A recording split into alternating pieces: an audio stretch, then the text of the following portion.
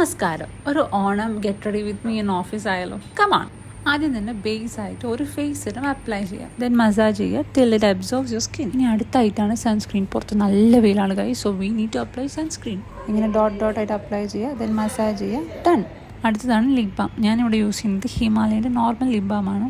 And അതൊന്ന് set ആകുമ്പോഴേക്കും next one eyeliner. ഞാനിവിടെ യൂസ് ചെയ്തത് ലാക്മേയുടെ ഐലൈനറാണ്, which is really dark and really good. Then mascara മസ്റ്റാണ്.